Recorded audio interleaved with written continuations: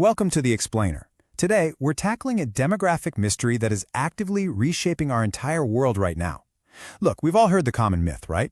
The idea that as countries get wealthier, people just naturally, almost automatically, stop having babies. It's usually chalked up to having more money, more screens, and just more distractions. But what if I told you that raw wealth isn't actually the real driver here? What if the catalyst is something much more specific, and honestly, something worth celebrating, even if it does bring some pretty unprecedented societal challenges? Let's dive right into the direct link between education, demographics, and the future of birth rates to uncover what's really going on behind the data. 0.72. Let me just clarify right away, that is not a typo or a rounding error. That is South Korea's staggering world lowest current birth rate. To put that into perspective for a second, a population needs a birth rate of roughly 2.1 just to naturally maintain its current size. So at 0.72, South Korea is experiencing a demographic contraction unlike literally anything we've ever seen in peacetime. But to truly understand why this number is so drastically low, we actually need to look at where South Korea started. All right, let's jump back in time. The year is 1955, and South Korea is recovering from a devastating war. It's one of the poorest nations on the globe. Female college education was exceptionally low, and the birth rate, a very high 6.33 children per woman. Families back then were large out of sheer necessity and tradition.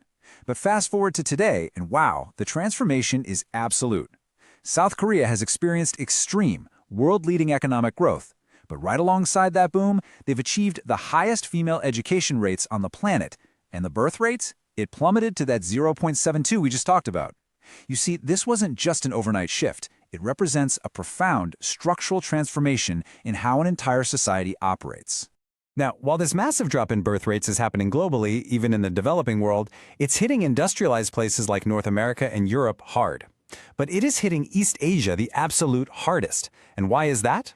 Well, because childbearing-aged East Asian women, specifically those between the ages of 25 and 34, are now the most highly educated people in human history.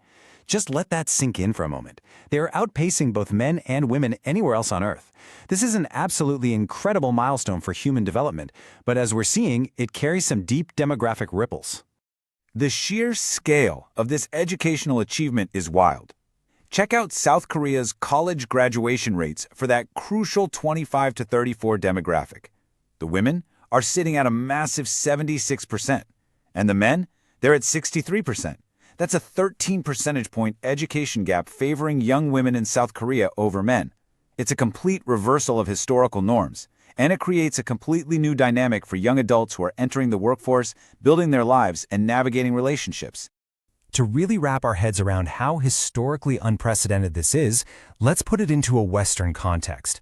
South Korea's staggering 76% female graduation rate is a full 20% higher than in the United States, where female college graduation currently sits at 56%. It's also 19% higher than the UK's 57%. We aren't just talking about a highly educated population anymore. We're talking about a demographic phenomenon that has literally never existed at this scale before anywhere in the world. So you're probably wondering, how exactly does a college degree translate to having fewer babies? Let's break down the economics behind it. This brings us right to the core mechanism driving these numbers. Economists and demographers often point to something called the Becker human capital theory of fertility. The entire concept hinges on one specific economic term, opportunity cost. Here's the simple truth. Because these women are so highly educated, they command significantly higher potential wages. Therefore, the opportunity cost, meaning what a woman loses in wages, career progression, and lifetime earnings by leaving the workforce to raise children, is much, much higher than it ever was in previous generations.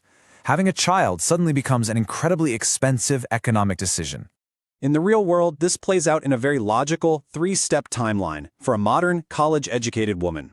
Step 1. She spends her late teens and early 20s pursuing rigorous higher education. Step 2. After graduating, she understandably wants to actually use that degree, right? So she focuses on establishing a career. Naturally, this pushes marriage and family planning back to later in life. And finally, step 3, because everything starts later, the actual biological window for childbearing is significantly condensed.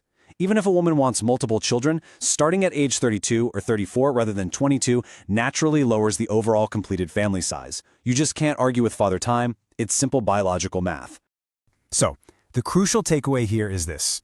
If you want to predict a country's birth rate, you shouldn't just look at how rich it is. You really have to look at how educated its women are. Female education has a steady, roughly linear negative correlation with birth rates across nearly all regions. Basically, as schooling goes up, birth rates steadily go down. Raw GDP, on the other hand? Well, that's highly debated among demographers. Its impact is pretty ambiguous.